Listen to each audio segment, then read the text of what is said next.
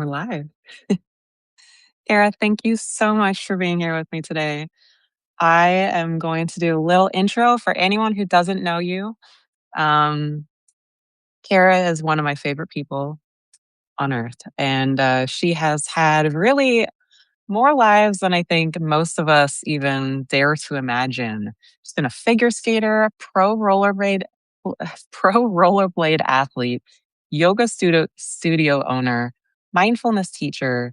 Now she writes and creates the Substack Sparked, where she writes daily little. What would you describe your daily sparks as, Cara? I kinda call them wake-up calls, I love that. nudges, wake-up calls, reminders. Yeah. Yeah, so daily wake up calls. And these are super inspiring. I love to see them every day. Kara and I first met at a Flow Research Collective event with Stephen Kotler and a bunch of other amazing people. This was right before the world shut down and COVID.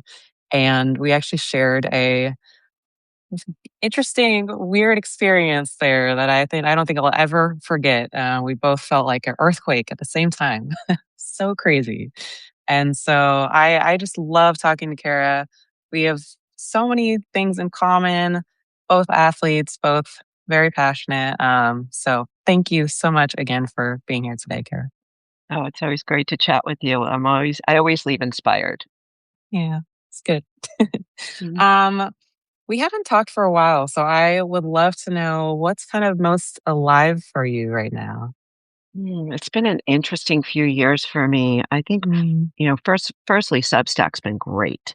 I started writing Sparks beginning of 2025, and they were daily. They were 7 days a week for a few months. It was just something I needed to do, not something I needed to prove, not something I needed to build. It was just I felt like I had things I needed to say and I needed to write mm, about. So it was really a just a creative volcano in a lot of ways. It was really, really fun. Then I kind of decided, all right, 7 days is a lot. I'm going to go to five. And then after a year and over 300 sparks, I decided to go 3 days a week, which I think was good for both me and for my readers. Um, and the sparks are great because for me, having taught yoga for 30 years, there's a lot that comes up as a yoga teacher that you want to say, and I'm really, really respectful of my students and the space and the time that they have to listen to their body and to listen to insight mm, coming through them, that I tend to just remind myself to shut up huh, during class because I really trust our human experience and intelligence that's running through us much more than I trust me as a yoga teacher. So anyway, so what happens is all of this insight starts to bubble and it needs to go somewhere. And so these sparks are really a um, just a collection of 30 years of teaching yoga and things that and insights. And honestly, a lot of it is very personal. Um, I mm. read I read some time ago that Carl Rogers said, "That which is most personal is most universal." And I Yeah, remember I love that that. all the time. Like, if I'm feeling this, others are probably feeling it too. And so that has been Mm. a lot of what's fed this newsletter.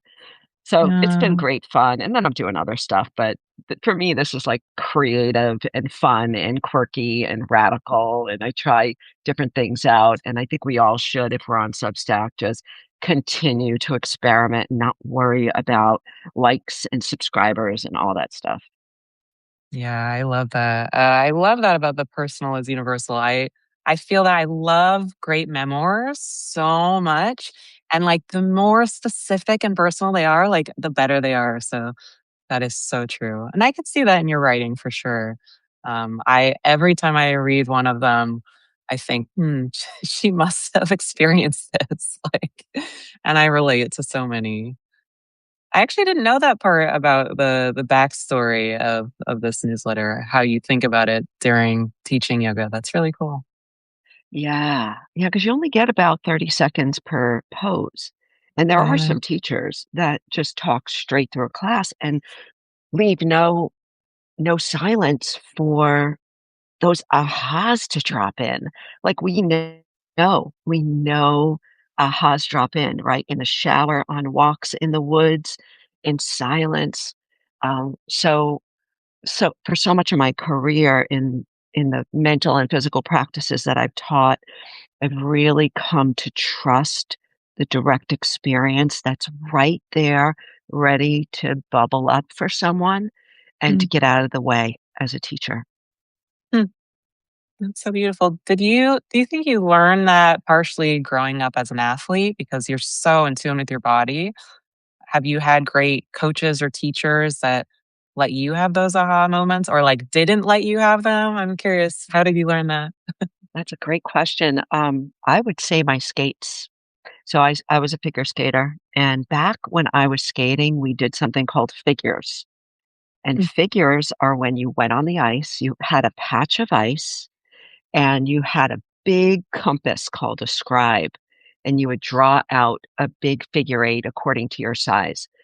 And then for an hour, you spent drawing with your blade on that figure eight, whether you were backwards or forwards, inner edge, outer edge. And they did away with figures because skaters really hated figures. I loved them. Even as like a 10, 11-year old, just to be on the ice huh, quiet. And what I mm, learned so vividly, like I just never forget, I would like think of like a 12-year-old, right, on the ice. And I knew that if I was thinking about school or lunch or a boy or something, I would go flat on my blade. I would just go flat and I was judged on being able to hold an edge. So it really was my first mindfulness practice was being on the ice. And I'm so amazing. grateful Why do others not like them? Why did they get rid of them? because they were boring. To me, So they were so interesting. exciting, right? What is that? Like, I feel the same about things I'm interested in. I love the boring parts. Like, Yeah. I did when I was I think I told you I was obsessed with handstands. That's like all I did for like 7 years. That was Yeah. this is a big chunk of my life, and I still do them. But I mean, I could do the same tiny little drills every single day for like an hour, and I would never be bored. It was never boring. Yeah. Yeah, I think it's a real gift to be able to allow yourself to be bored like that. Mm, Um, when I had my yoga studio, we created this class called Stability. And oops, okay, I just lost Krista. So she might be back. I think I'm still live. I have no idea. Maybe someone could give me a thumbs up if I'm still live and Krista's off. That would be helpful. But I'll tell you this story anyway. I might be talking to myself. Oh, she's coming back. There she is. I just kept oh my talking. gosh, So give it tech. so I was Oh, telling the great. Thank story. you. Wait, No problem. now I think it's not live. I'm so sorry. I don't know No, what's I see live. I see that it's it is live. live? Yeah, I see that we're live. Yeah. Okay. I trust So you. I was telling this Okay. story about Yeah. boring. So when I had my yoga studio, I developed a class called Stability, and Stability was um, a template class. So you did the same poses every time. It Mm, never changed. Sort of like Bikram, but not Bikram. And mm, um, it was an amazing tool for being able to connect deep with your body and not only your body, but your body mind. And there were people that loved stability. I loved teaching it, but there were many, many teachers and students who just couldn't wait to get into flow yoga. Like they wanted to do something different. They wanted to be creative. And I would just say, like, you don't know what you're missing.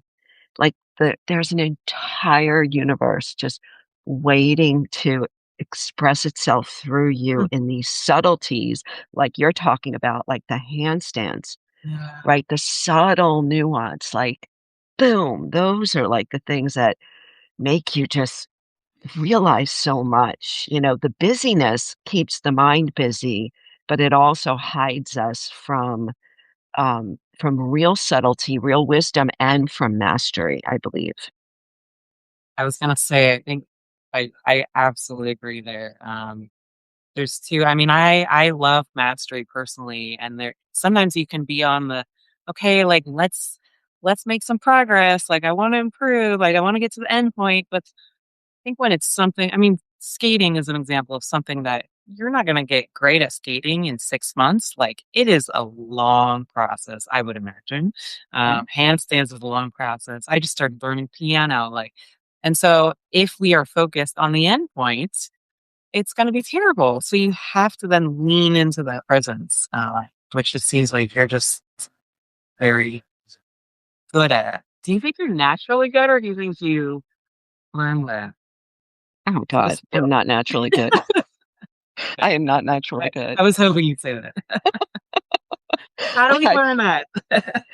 I love to learn. And like you, I just started taking guitar. And I sat down with my teacher, who's a real master. He's, a very accomplished musician in music theory. And I could just tell, you could just tell, when somebody's just really eaten the whole fish, right? And I told him at the beginning, I said, listen, you're never going to see me frustrated. I said, I am not interested in speed. I'm really just interested in the process of learning and Mm. and discovering and watching my fingers start to understand and the mind and the body start to connect. To me, I guess they say the goal is the process, right? It's the process of learning that's so intriguing to me because I'm never going to be good at the guitar. I mean, I mean, maybe I'll be passable around a campfire, but it's just not important to me.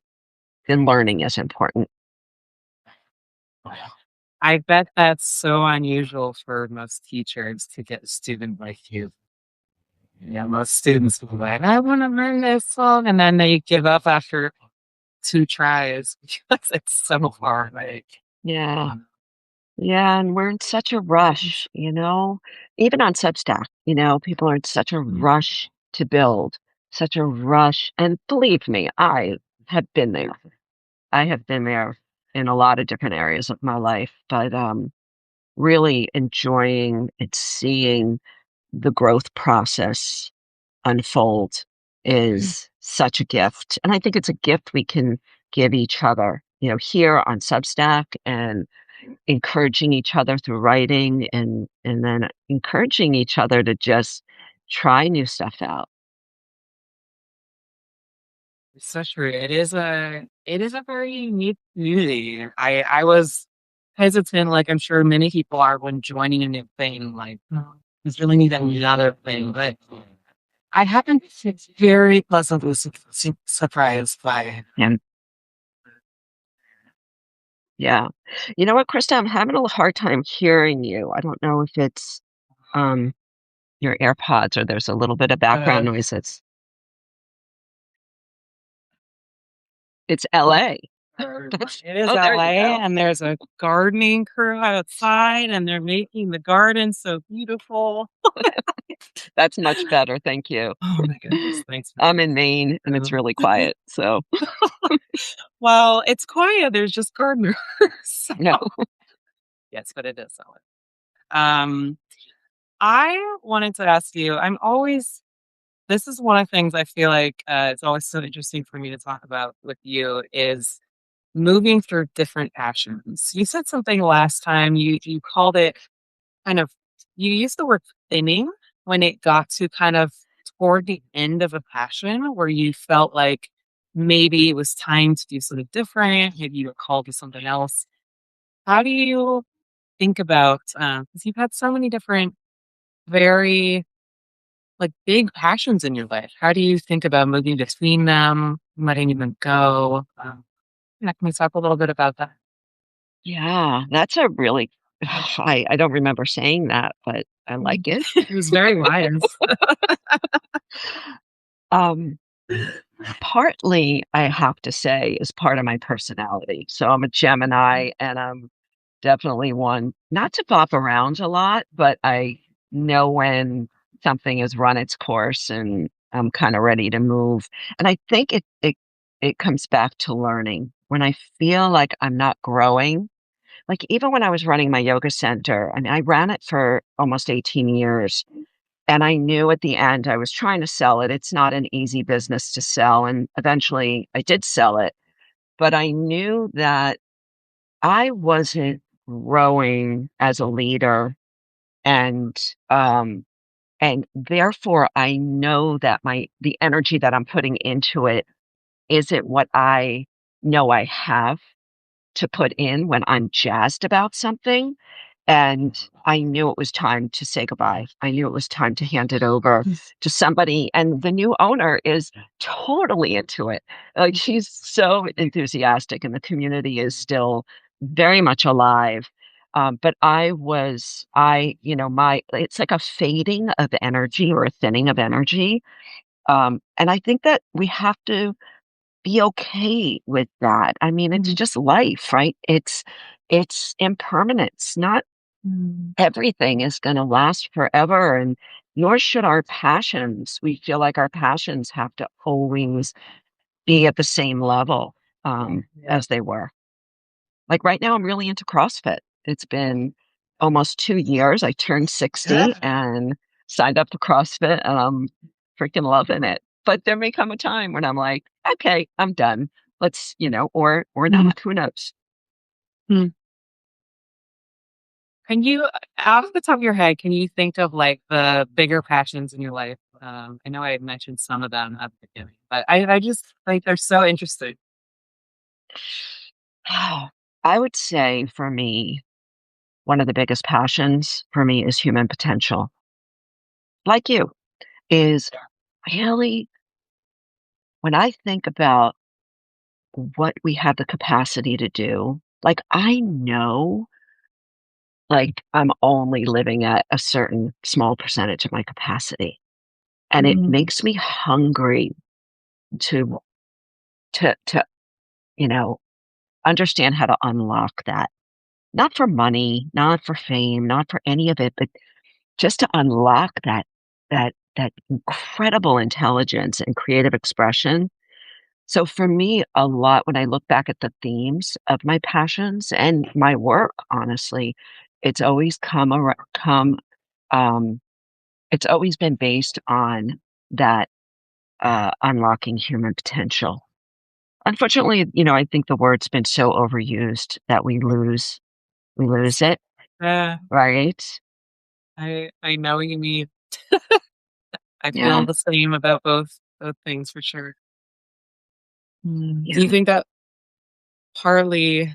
I always wonder if athletes are just kind of geared toward that. Like it seems like so many people that I talk to who are athletic at some point in their lives just see that maybe because we have seen how just building that skill, like you can just improve so much. So then you transfer that to other domains, like it's uh it's just so exciting to think about. And I feel like people don't always connect that, like thinking of someone like learning to rollerblade or I've learned jujitsu the last 4 years, and but you can apply those to other domains too and get so much better. And it's just there's infinite growth possibility. I don't know. yeah. Like words are Um, not. yeah, I don't think it's just athletes. I think if Mm, we had a passion as a child and we were allowed really yes. to go super deep, to mess up, to not, you know, need to get the scholarship or just because we were super passionate about it. I think that we learn, that Mm, falling on your face, not being good, all this stuff. Like we learn to be in the pressure, and to mm, really stay in the pressure, stay and continue to discover even the nuance. mm. One of my favorite books, which I have to believe you've read, is The Art of Learning by Josh Waitzkin, and I think he's coming out with another book, like, He is? soon. No way. Yes. That's I so heard exciting. him I think I heard him on Tim Ferriss. Um, Wow. he was a chess Been player, waiting. and he's like the guy, right? Like, he takes a thing he learned chess as a child, became his protege, and applied how he learned chess to then push hand, right? Is that? Yeah, exactly. Oh, It's like a Tai Chi, but yeah, push hands. We don't really know about it in the US, but it's right. And then now it's like hydrofoil. Is that like, so he yeah. does that. And he did jujitsu as well. He got a black belt in jujitsu. Yeah. And he writes so eloquently about the process of learning. So if anybody's, interested in this passion of learning, I would definitely read that book. I agree. Yeah, especially fun. And I'm beyond excited to hear that he might be coming up with another one. And I wonder, and I heard he kind of got out of the public eye. You know, Steven is good friend with him, so Yeah. very excited. Yeah. Yeah. He's living in Costa Rica. Yeah. Oh, that's Yeah. um yeah, I love what you were saying about being allowed to go deep in something. Was that something that your family really supported you with when you were young? Well, I was a figure skater. I mean, that was it for me. I mean, I would sit in class and I would, doodle figures on the side of my papers. Like I was always throwing axles in the, Mhm. living room and just anything I could do to better my skating. But I only took it so far. Part of it was just financial. I mean, it's a really expensive sport. It was not what my parents could pay for. Um, but at 14, my parents sat me down and they said, "Are you going to the Olympics?" And I said, "I don't think so." And they said, "Okay, well, this is really expensive. So if you want to continue to skate, you're going to have to find a way to pay for it." And so I turned professional at 14. I had to sign a document back then. And at 15, I started teaching adults in order to pay for my skate time, my ice time. But what I learned from adults like this, I don't know if I'm going off on a tangent, but it's really what got me just so excited to be a teacher for the rest of my life is these adults would come on the ice and they would be it was an outdoor rink, so they were all bundled up, hats, gloves, scarves, everything, and their faces were all scrunched up. They came on the ice, and I remember as a 15-year-old thinking, these old people, right? They're probably like 30, who knows? But anyway, they seemed old people to me. And what I would discover over the course of a half-hour lesson is as they got more comfortable, their center of gravity dropped. They dropped, like they got down deeper into their legs, their shoulders dropped, their faces changed. They looked younger. They looked like kids as they started gliding on the ice. And to me, this was a life changer because I realized at 15, I was like, I helped do that. Like, I didn't do it, but facilitated something to allow them to feel alive, young and alive. And that was the hook for me as a teacher. And then I went on to teach other physical practices and mental practices because I liked that feeling of being involved with this awakening of potential, right? I love that story so much. It really seems like it's a theme of your whole life, right? Yes. We also forgot to mention you wrote a book called On the Verge, which was basically about this too, right? Yeah. Yeah, I mean, Verge is a big word for me. My yoga center is still called Verge Yoga. And the word Verge is really cool. My husband had spent about a month down in the Ecuadorian Amazon with some indigenous communities. And when he came back, he told me that they spent a lot of time in the dugout canoes going down tributaries, and they would stop at these places, these sacred places throughout, and they're called verges. And he said they felt like these places where the tributaries came together was very sacred. And so then there was a book, and there's actually been some research about this, about these verges are really where ecosystems converge. And the research shows that it's at these exact places where animal life and wildlife thrive. And I was like, holy crap. Like, I want to live on the verge. Like, I want to live where animal life and wildlife thrive. Like, is there a verge near me? And so this became my quest for finding like how do we when and how do we feel most awake and alive? Wow, that's so powerful. And what did you discover?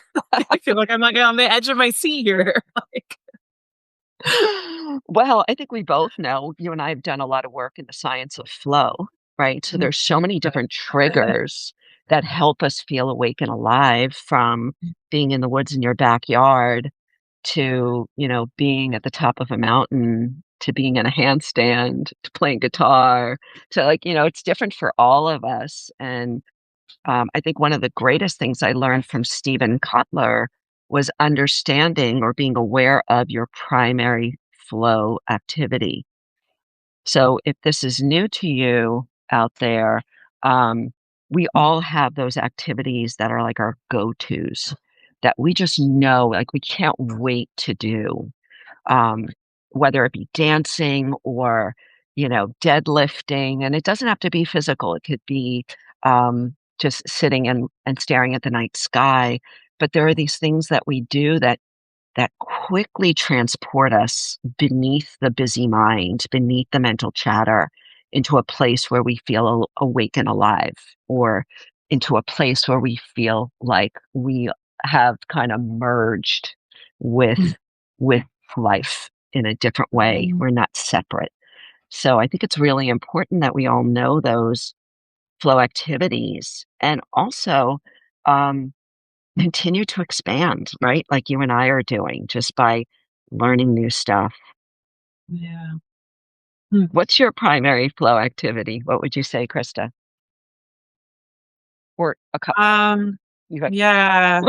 Yeah, that's true. I mean, I definitely go between physical stuff, which can vary. I don't have, like Steven has skiing, like that's it. Like that's his main one for sure. I think mine just is it's around physical and learning. So it could whatever it kind of is for me right now, handstands, jujitsu, was boxing for a while. Like it's not running. Important. like, like yeah, I need my mind to be engaged too. For all the runners out there, it's amazing. I love that people love running. It's just not my thing. But I also reading. Just adore books so much. And writing, but that's a little bit more of a struggle at times. But it's that struggle flow cycle that I also it's very gratifying. I'm curious. Well, what's yours? And then I want to know what you think about the difference between flow and like deep presence. Because some of these activities I get out of my mind, but I'm not quite in the flow that I am in, a jujitsu competition where I'm not aware of anything else. I'm just aware of what's happening. Yeah, happening. So yeah, I'm just speak about this a little bit. yeah, it's a great inquiry and something I've thought about a lot, actually.